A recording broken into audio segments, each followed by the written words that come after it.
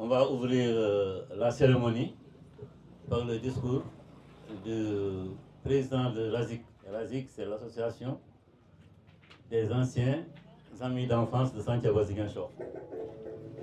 Voilà. Je vais parler un peu de l'association. On a parlé de retrouvailles des amis d'enfance de Santhiaba Ziguinchor, mais ça ne veut pas dire que l'association se limite à seulement ses anciens amis d'enfance de Ziguinchor. Nous sommes les membres fondateurs, mais l'association est ouverte à tout le monde. À partir de 18 ans, c'est dans nos statuts, les statuts de l'association, c'est écrit. Donc les gens en général pensent que c'est entre amis seulement que ça se passe. Non, non, c'est pour tout Santhiaba. Nous avons des ambitions pour Santhiaba et c'est pourquoi nous avons créé cette association-là. On n'est pas resté de dire qu'on va attendre la mairie ou les autorités pour faire quelque chose pour Santhiaba. C'est nous qui voulons nous investir et faire des choses, regrouper les gens et travailler pour Santhiaba. Je pense que c'est clair. N'hésitez pas, venez adhérer. La carte de membre, c'est 1000 francs. Et chaque mois, on coûte 10 000 francs. Donc je pense que c'est accessible à tout le monde. Et nous voulons ratisser large et pour que tout Santhiaba soit impliqué. Parce que c'est pour tout Santhiaba. Chères autorités, monsieur le conférencier, honorables invités, il nous plaît aujourd'hui, en cette belle matinée du samedi 28 décembre, à quelques encablures de la nouvelle année 2025, de vous souhaiter la bienvenue ici à Santhiaba, notre quartier, carrefour d'intégration culturelle dans le temps. Comme nous l'avons fait les années passées, 2021, le lancement de l'association RAESIC, retrouvailles des amis d'enfance de Santhiaba Ziguinchor, en présence d'Abdoulaye Baïdé, qui était le maire. En 2022, dont des ordinateurs au bloc scientifique et technologique de Ziguinchor, on a fait aussi une formation au secourisme avec les sapeurs-pompiers. Donc les jeunes du quartier étaient pour se former, pour savoir faire les premiers soins et en cas d'incendie et autres, comment réagir avec les sapeurs-pompiers. En 2023, l'année dernière, nous avons fait des dons de vélos aux élèves nécessiteux habitant loin de leur établissement scolaire. Nous avons fait un sargal à Ousmane Diaye Compliqué et Four Bassirou Ndiaye, son frère, qui sont des éléments sportifs qui nous ont beaucoup fait plaisir et qui nous ont beaucoup appris, nous sportifs. Cette année encore, 2024, nous allons aussi faire le sargal de certains anciens sportifs tels que Madiaou Bey, Ata Ndiaye et Balaya Mané. Donc on a choisi les 4 équipes de Santhiaba, à savoir ASC Santhiaba, ASC Corbeau, ASC Yakar et ASC Goumel. Il nous plaît encore une fois de remercier M. Noura Sissé, professeur, pour sa disponibilité et de souhaiter une bonne rencontre à tous les charmants publics venus l'écouter et une bonne continuation au RAESIC. Que Dieu bénisse nos journées. Merci. Amen. Bien, je vous remercie, Président Tafa. Je voudrais en même temps aussi remercier tous les membres de votre association, Retrouvailles des amis d'enfance de Santhiaba Ziguinchor. J'aurais été très à l'aise de faire la communication en Wolof si je comprenais Wolof. Malheureusement, je suis un enfant du Pakao qui a un broken Wolof, comme il y a le broken English. Je ne parle malheureusement pas bien le Wolof et je sollicite votre indulgence pour me permettre de m'exprimer en français. Accordé. Vous dire tout le plaisir que j'ai d'être avec vous et partager certains des éléments d'information que j'ai pu recueillir afin de situer les nominés d'aujourd'hui pour le Sargal. Mais quand ta femme l'a dit, j'étais tout à fait à l'aise. Et c'était un grand honneur pour moi de venir. Au moins pour deux raisons. La première raison, quand je tourne le dos et j'aperçois cette maison, celle de Madame Feu Daï Diallo, j'y ai fait mes premiers pas avec Madame d'enseignant au lycée Dniabo de Ziguinchor de 1979 à 1982. J'ai logé dans cette maison où est née ma fille aînée en 1980. Donc pour moi, c'est le retour dans un milieu que j'ai aimé, qui m'a vu petit à petit grandir et bien entendu entamer le métier d'enseignant. Mais je le fais aussi à la mémoire d'anciens disparus pour la plupart, qui nous ont couvés ici, Madame et moi. Il s'agit du doyen Ousmane Sen, chef de quartier de l'époque. Il s'agit du doyen Ibrahima Diatara. Il s'agit également de notre doyen de l'enseignement, M. Diop Kanar. Nous avons été couvés par ces vieux dans ce quartier où nous étions comme des poissons dans l'eau, c'est-à-dire absolument à l'aise et bien encadrés. S'il y a une raison supplémentaire à ajouter, et vous le suivrez dans la communication que je vais faire, c'est les trois nominés qui sont d'anciens, que j'ai connus, que j'ai pratiqués, et pour certains, avec lesquels nous avons partagé l'aire de jeu. Quand certains étaient au foyer de la Casamance, et moi, j'étais au Casasport, et plutôt au Galéa Football Club, avant que la fusion de 69 ne donne naissance au Casasport. Donc, pour la mémoire de ces trois nominés vivants, j'ai le plaisir d'être là pour essayer de parler d'eux, avec l'intime conviction qu'il y a parmi vous des gens qui les connaissent mieux que moi et qui contribueraient à l'enrichissement de la communication que je vais vous présenter. Que dire pour démarrer cette communication? Quand ta femme m'a appelé et m'a parlé de faire un sargal, un hommage à trois des monuments du sport, singulièrement du football, à Ziguinchor, j'ai pensé peut-être qu'on pouvait éviter l'exercice tout à fait normal, mais peut-être élémentaire, qui consiste à venir et à parler de chacun d'eux, un à un. J'ai proposé à Tafa qu'on l'inscrive dans le cadre d'un thème beaucoup plus général. Ce thème, c'est celui du patrimoine humain et du devoir de mémoire. Le patrimoine humain et le devoir de mémoire. Pour donner beaucoup plus de consistance aux raisons pour lesquelles on parle des hommes, on parle des femmes, on célèbre le patrimoine historique, On célèbre le patrimoine matériel, le patrimoine immatériel. Il faut bien qu'on le comprenne. Pourquoi aujourd'hui rendre hommage à ces trois hommes? Qu'est-ce qu'il expliquerait?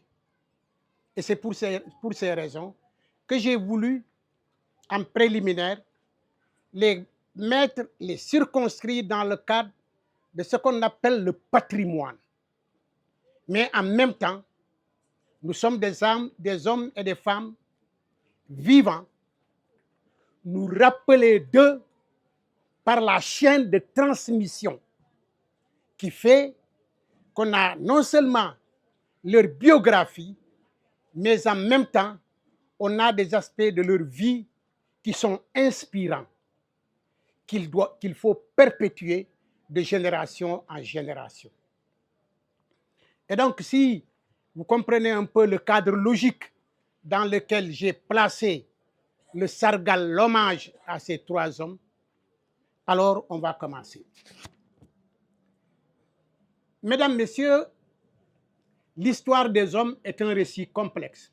L'histoire des hommes, depuis l'aube des temps. C'est un récit complexe.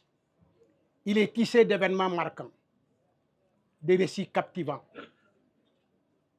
Au cœur de ces récits, de l'histoire des hommes, il y a une notion essentielle, le patrimoine. Ce n'est pas un hasard si chaque mois de septembre, je crois que c'est le 20 ou le 21 septembre, dans un pays comme la France, il y a la journée nationale du patrimoine. Cette journée nationale du patrimoine, c'est la journée pendant laquelle, par le jeu de la transmission et du souvenir, on va célébrer un certain nombre de monuments que l'on visite. Mais en même temps, on se rappelle des hommes et des femmes qui ont marqué l'histoire. On se rappelle du patrimoine spirituel, caractéristique de l'histoire de la France. Mais en même temps aussi, nous venons récemment de célébrer des hommes, des tirailleurs sénégalais, qui ont fait effectivement leur histoire dans la Deuxième Guerre mondiale. Antérieurement à cela, ils étaient présents à la Première Guerre mondiale. Dans la Deuxième Guerre mondiale, ils étaient aux côtés des troupes de la libération de l'humanité contre le nazisme allemand qui voulait piétiner toutes les espèces, particulièrement les Noirs que nous sommes. On a célébré ces tirailleurs en souvenir du sacrifice qu'ils ont fait pour nous. Ça aussi, c'est le patrimoine. Et ce patrimoine, bien entendu, il s'accompagne aussi du devoir mémoriel. Nous aurions dû simplement avoir un cimetière où il y a des dizaines de tirailleurs qui ont été enterrés. On aurait pu avoir un cimetière comme celui de Santhiaba, où nous avons des hommes valeureux qui ont été enterrés. Oui, ce serait un patrimoine immatériel. Mais nous souvenir d'eux, nous souvenir de ce que chacun d'eux a pu faire et qui est absolument significatif dans l'évolution de nos sociétés, c'est ce devoir de mémoire que nous devons avoir. Ce devoir de mémoire, c'est un peu le rappel de notre mémoire collective. Celle-là qui nous engage à comprendre, à préserver et à transmettre les leçons de l'histoire. Leçons qui sont la fabrique des hommes et qui sont une boussole, un guide pour l'avenir. Des hommes qui marquent de leur empreinte l'enrichissement de ce récit. Ce n'est pas un hasard qu'on se réfère à des hommes. Ce n'est pas un hasard que des sites, des monuments, des services sont effectivement baptisés. Hein, vous avez le lycée Niabo de Ziguinchor, vous avez le lycée Tatejeju, etc. Ce n'est pas des caprices. On l'a fait pour ancrer dans la mémoire des hommes les hauts faits d'hommes et de femmes de nos sociétés. Au sein de nos communautés, il y a des hommes et des femmes qui incarnent des valeurs et qui ont été ou sont encore au service de la communauté et qui ont excellé dans leurs compétences. Ils sont reconnus pour leur service à cette communauté. Des hommes et des femmes que la mémoire collective adulte, admire apprécient en toutes circonstances. Ils ont marqué ou marquent de leur empreinte la société au niveau où ils excellent, c'est-à-dire au niveau où ils se sont fait distinguer, retenant positivement l'attention de leur communauté. Il en est ainsi des sites et monuments, d'œuvres d'art, de connaissances transmises. La mémoire collective retient également et surtout des personnes qui sont illustrées dans divers domaines des communautés. Ils incarnent un important patrimoine humain, un patrimoine vivant, un patrimoine de proximité. L'histoire retient que ce patrimoine divers est transmis constamment à la postérité aux fins d'enseignement pour les hommes. La mémoire, aussi bien individuelle que collective, se nourrit de tous ces faits du passé qui jalonnent l'histoire présente de l'humanité. C'est également le cas pour le futur par la transmission au moyen de la magie de la mémoire. La mémoire est exceptionnelle et c'est ça, bien entendu, qui nous différencie des autres animaux. C'est ainsi que les sociétés apprennent de leur passé pour construire le présent et préparer l'avenir. Il ne s'agit pas d'un rapport d'émerveillement, c'est-à-dire d'être là, sinon ce serait du fétichisme. Il ne s'agit pas de contemplation, mais il ne s'agit pas non plus de rejet. C'est plutôt de tirer des leçons de la longue marche des communautés qui apprennent de leurs succès comme ils apprennent de leurs échecs. Le devoir de mémoire tire son essence de cette longue chaîne de l'histoire des hommes et des femmes qui investissent et s'investissent tout au long de leur existence et qui contribuent à la production de valeurs ajoutées dans l'œuvre humaine depuis l'aube des temps. Ces valeurs ajoutées, c'est ce qu'ils ont fait d'assez exceptionnel, que l'on chante. Et aujourd'hui, on nous appelle à l'exercice de la célébration donc de ce genre. L'exercice risqué de clarification conceptuelle nous a amené à tenter de circonscrire notre propos sur le lien solide entre l'homme, son histoire et la valeur du legs aux générations futures. Alors, l'association dirigée par TAFA nous invite à un exercice. C'est un exercice risqué. C'est un exercice de clarification conceptuelle qui nous amène à tenter de circonscrire notre propos sur le lien solide entre l'homme, son histoire, la valeur du legs ou de la transmission aux générations futures. 3 figures emblématiques retenues par l'association meublent aujourd'hui notre réflexion. Il s'agit de Balea Mané, plus communément appelé El Hadji Malick Mané, non, appelé El Hadji Malick Mané, mais communément appelé Balea Mané. Il s'agit aussi de Madiaw Bey et il s'agit de Atta Ndiaye. Tous 3 ont en commun leur amour pour le football qu'ils ont pratiqué avant de le servir comme technicien pour les uns. Il s'agit de Madiaw et Atta. Et comme manager pour l'autre, il s'agit du doyen Balea Mané. Ils ont été sociétaires du plus grand club de football de la région de Casamance, le foyer de la Casamance, qui est demeuré, en dépit de la réforme de 1969, le socle du football avec la naissance du Casa Sport. Mais pourquoi il est important de parler de ces messieurs et surtout de l'époque au cours de laquelle ils ont été de grands pratiquants?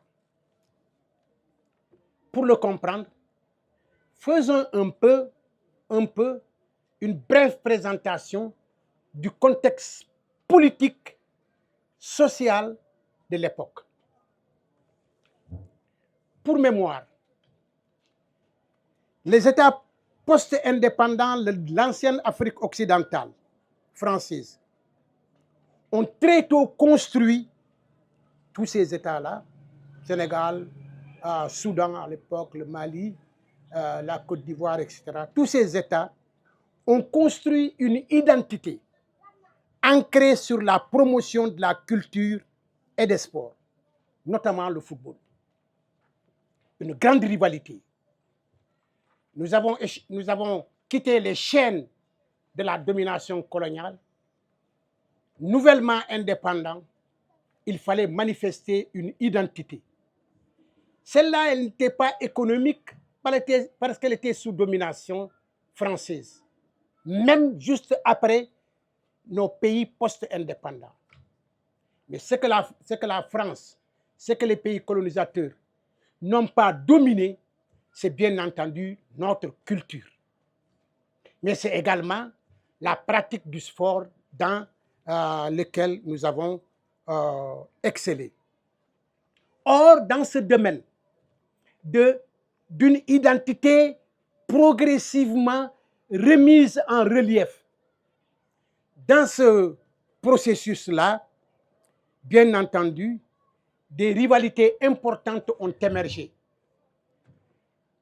Ceux qui sont relativement plus âgés se souviennent encore des diatribes entre Senghor et Sékou Touré autour des questions de culture et de sport. Quand nous étions vaincus face au Syli national, Sékou Touré s'empressait de proclamer la victoire de la révolution contre l'impérialisme, le néocolonialisme, etc., etc. Tout propos qualificatif qui était collé effectivement au Sénégal. Mais en même temps, par le biais de la culture, la grande troupe théâtrale de Keïta Fodeba, etc., en Guinée, était effectivement mise en relief dans le cadre de la promotion de la culture véritablement de la Guinée, qui était la culture révolutionnaire en face de la culture décadente, dite occidentalisée, néocoloniale de la culture sénégalaise. Et donc, une rivalité extraordinaire. Un journaliste, un célèbre journaliste des années 60, nous informait à l'occasion d'une causerie que ce poids vraiment des rivalités, les victoires répétitives du Syli national sur l'équipe nationale du Sénégal, le rayonnement de la culture en Guinée avec la promotion du Bembéa Jazz, etc., etc., tout cela était tel que c'était brandi véritablement comme arme face effectivement au Sénégal. Et dans ce contexte qui était très très dur et que certainement Senghor vivait difficilement, il a demandé véritablement à Lamine Diack qu'est-ce qu'il fallait faire pour faire face à cette situation, pour redonner au sport vraiment sénégalais, particulièrement le football, la force nécessaire pour vraiment faire face aux défis de la Guinée et de Sékou Touré. Et alors, histoire pour histoire, c'est en ces circonstances-là que, réfléchissant sur cette quête de Senghor, de voir quand même la culture sénégalaise, le football, être suffisamment compétitif face véritablement au football guinéen et aux activités culturelles de Guinée, le président Lamine Diack lui a proposé une réforme. Et c'est chemin faisant que cette réforme va prendre corps en 1969 avec la fusion des équipes régionales pour constituer dans chaque région une grande équipe afin de faire face au Hafia Football Club, etc. et que l'équipe nationale soit de plus en plus alimentée par les bons produits qu'il va y avoir au niveau de ces grands clubs régionaux. Excusez-moi d'avoir fait véritablement cette longue digression. Qu'est-ce que ça a à voir avec Baléa? Qu'est-ce que ça a à voir, me direz-vous? Mais je vous le dis parce que précisément, les messieurs dont on va parler ont été des acteurs de ce défi.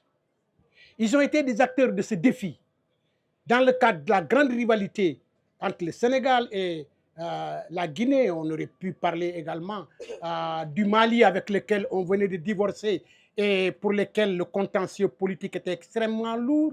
On pourrait le dire également pour la Côte d'Ivoire dont Houphouët-Boigny a tout fait pour saboter la fédération du Mali, à la fédération à laquelle il était preneur, mais il a estimé à un moment donné que la Côte d'Ivoire ne devait pas être la vache laitière de ces États les moins avancés. Donc on pourrait le dire de tous. Mais si j'ai pris le cas de la Guinée, c'est parce que c'était très préoccupant par notre président, pour ne pas dire que c'était traumatisant pour notre président. C'est justement à cette époque-là qu'ont émergé des footballeurs de talent. Au nombre de ceux-là, nous avons le doyen Balea Mané, sur lequel nous allons revenir plus tard. Mais déjà, même à l'intérieur du Sénégal, l'indépendance a promu progressivement le développement de ces activités culturelles et sportives. S'il y a eu le théâtre Sorano comme réponse véritablement aux attaques de Sékou Touré, s'il y a eu petit à petit la promotion des clubs, ici, nous avons un club fagnon véritablement qui va être sur l'échiquier du football une référence, c'est le foyer de la Casamance. Et ce foyer de la Casamance va se retrouver, comme vous le savez, en finale de Coupe du Sénégal en 1962. Au nombre des acteurs vivants de cette finale, nous avons le doyen Balea Mané, j'y reviendrai tout à l'heure. Donc, ce contexte que je vous ai présenté, c'est ce contexte-là qui a vu éclore des talents comme Malick Mané, comme Madiaw Bey, comme Atta Ndiaye.